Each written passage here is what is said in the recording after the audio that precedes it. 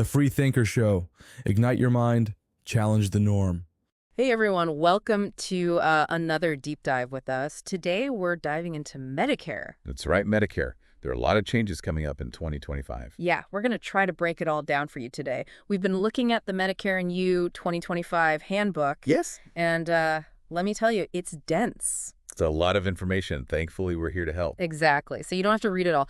So let's just jump right into it. One of the biggest things that stuck out to us for 2025 is the out-of-pocket cap for Medicare Part D. Yes, that's a big one. Starting in 2025, the out-of-pocket cap for your prescriptions is going to be $2,000. Okay, so what does that mean practically? What did it used to be? Well, before that, there really wasn't a limit. Oh, wow. So if you had a very, very expensive medication, you could potentially be paying tens of thousands of dollars a year. Oh, my goodness. But now you won't pay any more than $2,000 out of pocket. Wow. That's a big relief for a lot of people. Yeah, huge for people. Especially people with chronic illnesses. Yes, absolutely. And people on fixed incomes. Oh. So that's really good news, I think. Yeah. What else is new in the world of Medicare for 2025? Well, another positive thing is Medicare Advantage plans are going to be sending out notices starting in July of 2025 Okay. to let you know of any supplemental benefits that you have that you're not currently using. So, like, what kind of supplemental benefits are we talking about? So it depends on the plan, but Yeah. some of them have like gym memberships or visions or dental. Right. And they're finding that a lot of people aren't actually taking advantage of those extra benefits, so they're going to start sending out these notices to remind you. Oh, that's actually really helpful. Yeah. Because I know sometimes you sign up for something. Right. And then you forget what you have. Absolutely. So that's really good. All right, so that's two good things. Yes. What's our third? Well, the third is also good. Oh. Medicare is going to be cracking down on aggressive sales tactics. Oh, interesting. So tell me more about this. Yeah, so they are limiting the incentives that agents get for steering you towards a specific plan. So, for example, if I don't know, XYZ plan pays a higher commission or gives a bonus, Right. you would be more likely to push people to that plan. And, they might not even realize it. Right.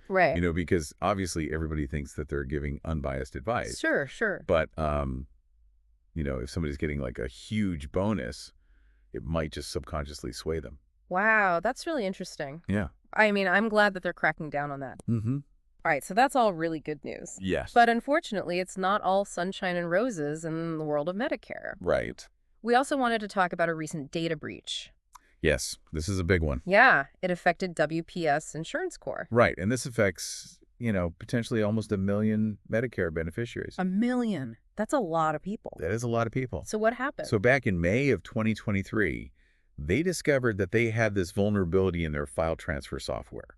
And what happened is they were using a file transfer software that had this flaw, and hackers were able to get in and access all this data. So what kind of data did they get access to? Well, unfortunately, they got names, addresses, birth dates, social security numbers, medical information, and Medicare claims data.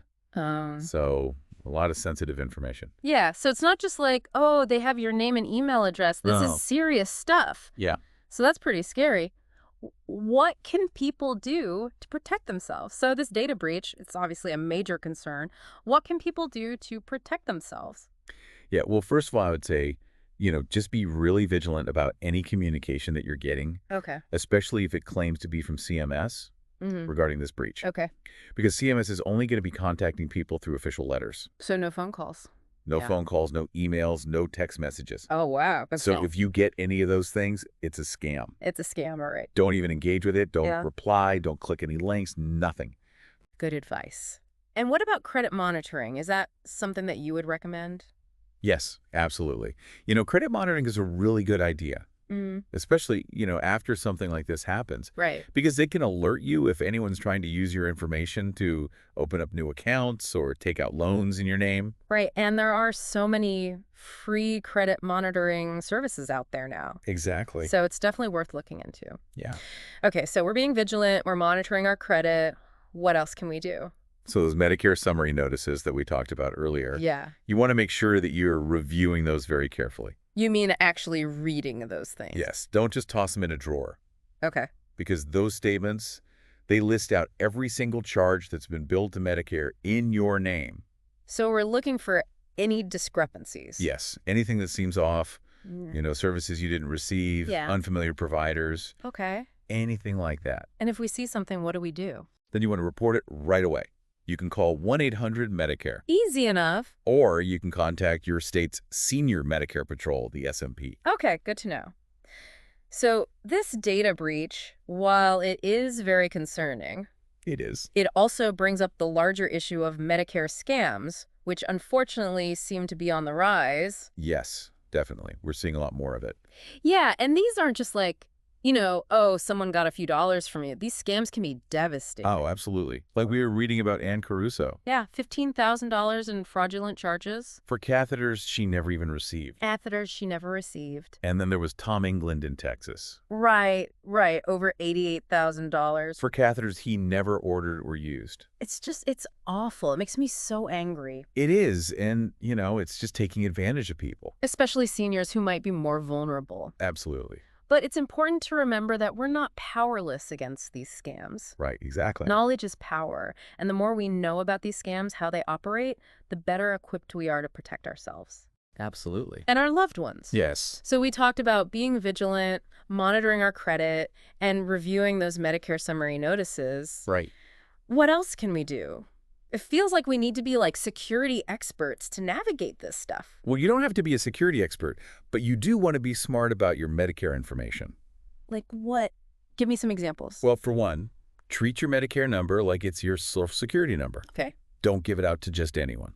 So like what if, say, someone calls me and says they're with Medicare? That's a big red flag right there. Really? Yeah, a legitimate Medicare representative is never going to call you and ask for your Medicare number. Oh, they already have it. Exactly. So if someone's asking for it over the phone, hang up. Wow, good to know. This is making me think twice about all those papers I just threw away. It's not a bad idea to shred anything with your Medicare information on it. Okay, so vigilance, credit monitoring, shredding documents, reviewing our statements, contacting Medicare if something seems off. We've covered a lot. Anything else people should know about? What about those senior Medicare patrols? We mentioned those earlier, but what exactly do they do? Oh, the SMPs are great. They can be really helpful. Okay. They're trained to help you understand your Medicare rights, Yeah. recognize potential scams. So if, say, you think you've been a victim of Medicare fraud, Right. you can go to them for help. Absolutely.